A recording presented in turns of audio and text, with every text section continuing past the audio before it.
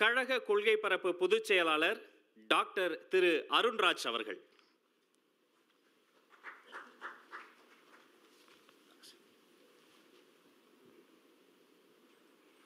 தீர்மானம் 19. தொகுதி மறுசீராய்வு. ஒரே நாடு ஒரே தேர்தல் முறைக்கு கண்டனம் தெரிவிக்கும் தீர்மானம்.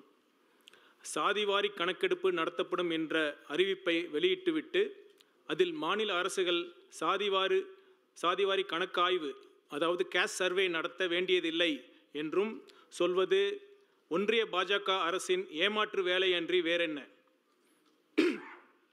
அனைத்து சமுதாய மக்களின் சமூக, கல்வி, பொருளாதார சூழல் குறித்த தெளிவான பார்வை இல்லாத கணக்கெடுப்பை எந்த சூழலிலும் தமிழக வெற்றிக் கழகம் ஏற்கவே ஏற்காது.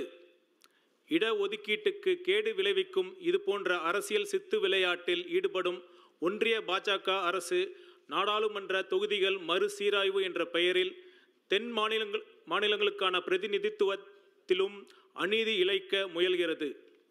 இதோடு மட்டுமல்லாமல் ஒரே நாடு ஒரே தேர்தல் என்று திட்டமிடுவதன் மூலம் ஜனநாயகமே கேள்விக்குறியாகும் நிலை உருவாகி உள்ளது. ஒன்றிய பாஜக அரசின் இத்தகைய எதேச்சதிகார போக்கை தமிழக வெற்றி கழகத்தின் செயற்குழு வன்மையாக கண்டிக்கிறது. இதற்கான பதிலடியை தென்னிந்திய மக்கள், குறிப்பாக தமிழக மக்கள் வருகிற 2026 சட்டமன்ற தேர்தலில் அவர்களுக்கு வலுவாக தருவார்கள் என்பதையும் எச்சரிக்கையாக தாவைக்கவின் இச்செயற்குழு தெரிவித்துக் கொள்கிறது. நன்றி. தீர்மானம் 20 போற்றுதலுக்குரிய பொதுச் செயலாளர் அண்ணன் திரு என் ஆனந்த் அவர்களை அன்போடு அழைக்கிறேன். பெரியார் அண்ணாவை அவமதிக்கும் பிஜேபியின் பிளவுவாத அரசியலை கண்டிக்கும் தீர்மானம். தமிழ்நாடு எப்போதும் மதர் சார்பற்ற பூமி, சமூக நல்லிணக்கத்தையும் சமூக நீதியும் போற்றும் மண், ஒற்றுமை மற்றும் சமத்துவத்தை காக்கும் மாநிலம்.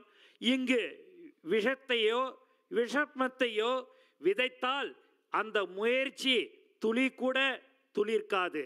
இன்றளவும் தமிழக மக்களின் மனங்களில் நீக்கமற நிறைந்திருக்கும் தலைவர்களான தந்தை பெரியார், பேரறிஞர் அண்ணா ஆகியோரை களங்கப்படுத்தும் முயற்சிக்கு தமிழ்நாட்டில் துரும்பளவு பலன் கூட கிடைக்காது.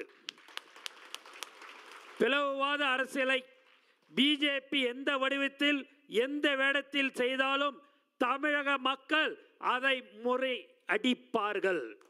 பிஜேபியின் இந்த பிளவுவாத அரசியலுக்கு கழக செயற்குழு கண்டனங்களை தெரிவித்துக் கொள்கிறது.